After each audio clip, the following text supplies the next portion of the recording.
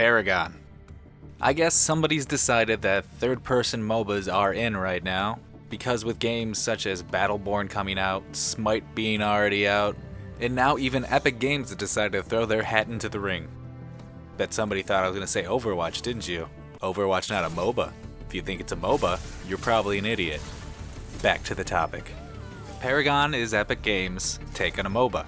And honestly, looking at it to begin with, I had incredibly high hopes. It was a visually beautiful game, and it seemed really fun.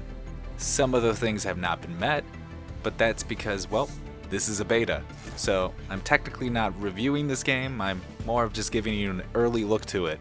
Hopefully some of the problems I do see with the game get fixed, and I will be completely happy with that, because I would love to continue playing this game a lot. But I guess it's time to get to those complaints, so let me tell you what I don't exactly like right now. Paragon has a deck system. If you're used to other games like Dota 2 or League of Legends, you'll understand that it's basically like the items. But instead of just having a set of items you can get from at all times, you have to come in with a specific deck set. The negative to that is you can have a deck set for one type of playstyle, and then halfway through the game, you just get completely screwed over and you need to switch your playstyle. Well, too bad. Your deck is not built for that. You're basically screwed. Now, Epic Games has countered that and said that once you unlock more cards, you can build more of a variety into your deck, but I still wish it was more of a League of Legends style where you can actually just purchase specific cards and they're all unlocked. You could just pick which ones you're going to be using for your character. And if you don't know much about MOBAs, basically building your character during the game is a very important part of it. Leveling up is the main thing you need to do. You need to level up before they do. So, if you don't have the right cards to build for your character, you're just out of luck. I luckily like to play Gideon. I got a couple cards to help me actually build a deck for him. Otherwise, I would have had to play somebody else that I probably don't really like, because honestly, he's really the only guy I like to play. And that's probably not good, but once they release more characters, maybe I'll like somebody else. Or maybe I'll start playing Rumble. Wait, what's his name? Oh, Howitzer. Yeah, whatever. Not a ripoff at all. And I guess I'll use that to segue to one other complaint I have, which honestly isn't too big, but characters aren't really all that original. Like I just stated, Howitzer reminds me a lot like a character called Rumble from League of Legends, and that's fine, but I'd just like to see some more originality. Luckily there is a character called Grux, which I do find his design quite nice, but he's not a player that I'm probably going to play, so I don't really enjoy it if I'm not going to be using it. Hopefully they start doing more skins, which obviously is always a plan in MOBAs, so if they do some great skins, maybe I'll feel different, but right now, it just seems a little dull. And I have two more corresponding ones before I get to what I actually enjoyed about this game. This game feels really slow, and because of how slow it is, matches take way too long. They were trying to get it to be 30-minute matches, and instead I'm usually getting 50 minutes to like an hour, depending on if somebody surrenders, which isn't really all that fun. So I'd rather actually finish a game in 30 minutes, and getting a little speed into character movement would be great, because when you're trying to reach a tower, you don't want to take all day to have to do it.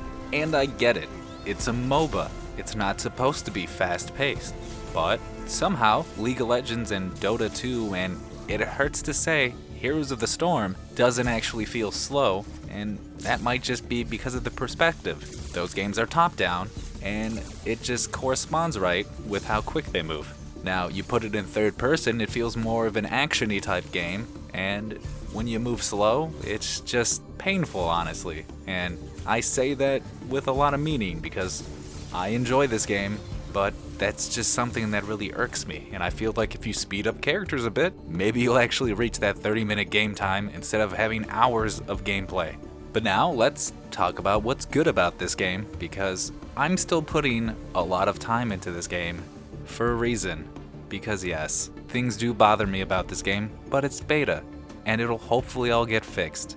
I'm gonna be completely honest and say that the game's looks is why I started playing it. The beautiful scenery and just the aesthetics to it caught me. And I've played Smite. I don't know if you've played Smite. I hope you haven't. But I played it, I looked at it, I vomited, I turned it off, and I went back to playing League of Legends because if you're gonna make a third-person MOBA, don't make it look horrible. If you want to do horrible graphics, just do the top-down. Don't make it third-person. That's painful. Nobody wants to see that. But Epic Games did something that was really nice. This game looks beautiful. The characters may not be all that original, but the character design is still amazing. Everything looks great in this game, and that's something I enjoy. I don't want to play a pile of trash. I want to play something that looks polished and beautiful. And speaking of polish, this game controls wonderfully. This game is for PC and PlayStation 4, meaning it is built for a PlayStation 4 controller. And I've actually been playing it on my PC with the PlayStation 4 controller because it just feels really nice. Alright, well, I'm gonna try to wrap this up now because I feel like I've been going on a lot longer than I was hoping for. I will most likely be making more videos for Paragon in the future because it's beta, things will change, my opinions will change, I'll let you know. But if you don't want to wait for things, watch me stream it on Twitch because most likely I will be streaming this game a lot. Paragon will be free to play when it comes out to PC and PlayStation 4. Though at the moment, if you want to get early access, you could put money for the game and you can start playing right now. It'll also have an open beta in the summer, so you can look forward to that. If you enjoyed this longer than usual video, make sure to like, comment, and subscribe. Also, if you haven't already, go check out my review of Superhot, and then my last review, which was The Culling. I'm Ryan, by the way. You could follow me on Twitter at RyanTheRedwood and on Twitch at twitch.tv/RyanTheRedwood. This is a Deep Dish Entertainment production. You can go to deepdishent.com for all your entertainment news, and you can follow them on Twitter at deepdish_ent and on Twitch at twitch.tv/deepdishsportsgaming.